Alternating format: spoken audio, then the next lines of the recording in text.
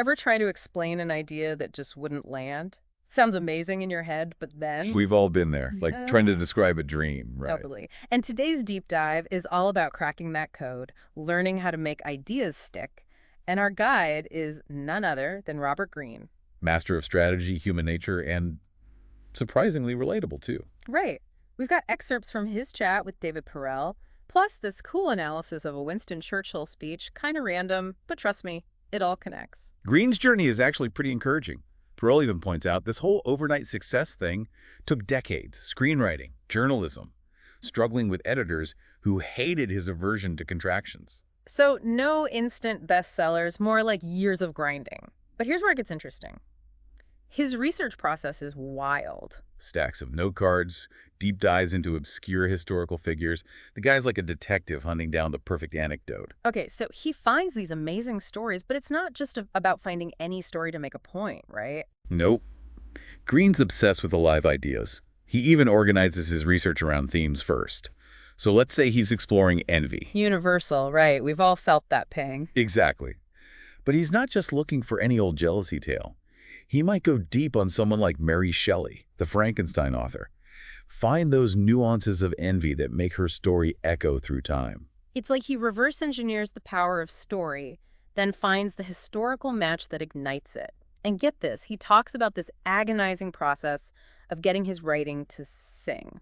At this point, he could easily just churn out books, right? Right, but he doesn't. He keeps pushing for that extra layer, that depth. That's the difference between good enough and something that truly embodies the idea. That struggle, that refinement, that's where it comes alive. Speaking of alive, let's talk about Greene's writing style. Direct, engaging, throws you right into the story. And get this, part of it comes from his time in Hollywood. Which he admits wasn't always glamorous. But those screenwriting years, learning to show, not tell, brutal. Yeah, but those lessons stuck with him. Forced him to convey emotion through action, dialogue, not just internal monologues. It's like he absorbed the essence of visual storytelling without even realizing how it would shape his writing later. And that's where Winston Churchill comes in. We're about to take a detour into his "We shall fight on the beaches" speech. I know, another wartime speech, but the analysis we have, it breaks down how Churchill uses repetition. We shall fight on the beaches, we shall fight on the landing grounds. Exactly, building that momentum, that unstoppable force. And then there's this strategic fluff, as the analysis calls it. The seemingly insignificant details that actually make it hit harder. He lists all the places they'll fight, the fields, the streets. The order isn't even that important. It's the buildup, the rhythm, delaying that we shall never surrender. It's like a masterclass in using language to evoke emotion to create this sense of inevitability. And this is Greene doing something similar, just on the page instead of a podium. He learned to captivate an audience through structure, pacing, that careful arrangement of details, all those Hollywood lessons, right? Proves even experiences that seem totally unrelated. Yeah. They can come back around in powerful ways. So we've got Greene using history to bring ideas to life, but he's not just cherry-picking cool stories for us. This guy weaves together all these different threads, ancient philosophy, psychology, you name it. And that's where his whole dead ideas versus alive ideas thing comes in. Remember those ideas we were talking about that just don't stick? The ones that sound good but never quite click. Yeah. Exactly. Dead ideas. The stuff we haven't really grappled with. Could be received wisdom, cliches, things we parrot without really owning them, you know? It happens all the time. Meetings, presentations, just casual conversations. It's like we're drowning in information, so we rarely slow down and really wrestle with an idea. And the problem is those dead ideas, they don't have staying power, don't spark action, don't light up our imaginations. Greene's pushing for those alive ones, the ones that make you feel something, challenge what you thought you knew, force you to see things in a new light. And he points to specific authors who do this well, right? Yeah. Like Dostoevsky, Nietzsche, not just intellectuals in ivory towers. They were in the trenches, grappling with the tough stuff. And you feel that in their writing, that struggle. Okay, so how do we do that? Turn dead ideas into alive ones, whether it's a report, a presentation, even just trying to have a more engaging conversation.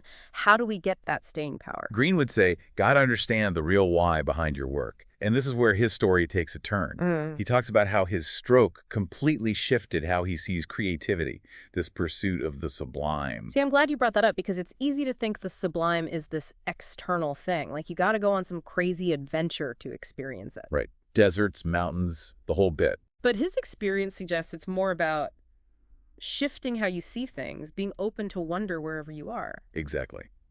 Before the stroke, Greene thought he'd have to travel to all these remote locations to write his book on the sublime, right? Hmm. But being physically limited forced him to look inward, find that sense of wonder closer to home. And that's so relevant, especially now. It's easy to get caught up in everything and forget to appreciate the beauty that's right in front of us. Totally. Greene even tells this story. This librarian reaches out to him early in his career, worked in a pretty tough neighborhood, and he noticed a bunch of kids like 10, 11 years old reading the 48 Laws of Power. I can only imagine those parents. Little Jimmy's into Machiavelli now. Right. But here's the thing. These kids weren't just reading it for shock value. They were digging into history. Julius Caesar, Louis XIV. It's like Greene's work showed them that history wasn't boring. It was this whole world of ambition, conflict, all these human dramas playing out. And they were hooked. They found that sense of wonder, of excitement in a place they didn't expect. And that, to me, that's the power of connecting with your audience on that deeper level, finding that emotional core that makes ideas resonate. Because when you do that, tap into that sense of wonder, of possibility, you create work that lasts. It's not just entertainment, it's about igniting something in the reader, the listener, sparking that curiosity that sticks with them. Precisely. Greene believes that ability to find wonder, to connect with those alive ideas, it's available to all of us. It doesn't matter your background, your job. It's a mindset. That willingness to embrace the unknown, to stay curious. He even says some of his most inspired writing ends up garbage, but he doesn't let that stop him. Says the real work, the stuff that truly resonates, it comes from the editing, that willingness to wrestle with your ideas until they find their truest, most powerful form. He even compares finishing a chapter to reaching a mountaintop. The exhaustion, the exhilaration, the feeling of having created something meaningful, something that will outlast you. It's about finding that sweet spot, right, where the intellectual rigor meets that pure joy of creation. And that joy, that enthusiasm, it's something Greene really emphasizes when he talks about his process. It's not about being perfect. It's about embracing the mess. And sometimes that means tapping into emotions we usually try to avoid. He even talks about how anger fuels some of his most powerful writing. Not just expressing rage for the sake of it, but tapping into a primal energy, a righteous indignation that can fuel creativity. He uses Malcolm X as an example, how he channeled his anger into this potent charisma that drew people in. And it connects back to what we were saying earlier about Greene's own childhood, feeling like he never quite measured up, always striving for validation. You can almost feel that drive, that hunger to prove himself in everything he does. But it's not ego, it's about pushing past those feelings of inadequacy to create something truly powerful. And that is the mark of a true artist. Taking those raw, even painful emotions and turning them into something beautiful, something meaningful, something transformative. So, what does all of this mean for the listener, especially if you're not a writer? Greene talks about how this digital age, it's almost like we're addicted to stimulation, skimming the surface of information without ever really diving deep. And that constant skimming, it leads to this apathy, this sense that nothing really matters because everything is fleeting, replaceable. But Greene's work, it's an antidote to that. He's reminding us that the world is still full of wonder, knowledge can change us, and our ideas, even the small ones, they can have a ripple effect. It's like we've forgotten what it feels like to really connect with an idea, to have that aha moment that shifts something within you. But Greene's work, it's like this call to action saying, hey, don't settle for just skimming the surface. He's urging us to rediscover that childlike awe, that sense of possibility we might have lost along the way.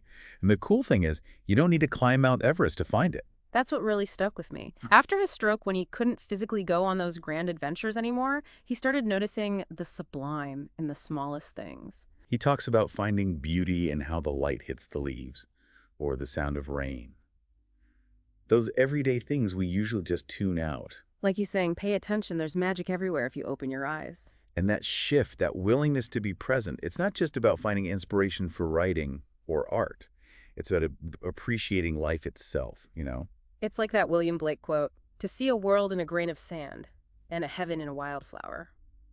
Greene's pushing us to tap into that same sense of possibility, to find those moments of awe all around us. Because when you approach the world with that curiosity, Those alive ideas we've been talking about, they just pop up everywhere. You start making connections you never saw before, and the world is a whole lot more interesting. It's like Greene's giving us this toolkit to transform information into something more, something that can change how we think, how we work, how we see our place in the world. And the most important tool in that kit, curiosity. That willingness to dive into the unknown, keep asking questions, and never stop exploring. So, as we wrap up this deep dive into the mind of Robert Greene, think about this. When was the last time you felt that sense of wonder, that spark from a new idea? Because that spark's still in you, waiting to be rekindled. Just like Robert Greene, be willing to go down those rabbit holes, embrace the unexpected, and see the world with fresh eyes. You never know what you might discover. Until next time, keep diving deep.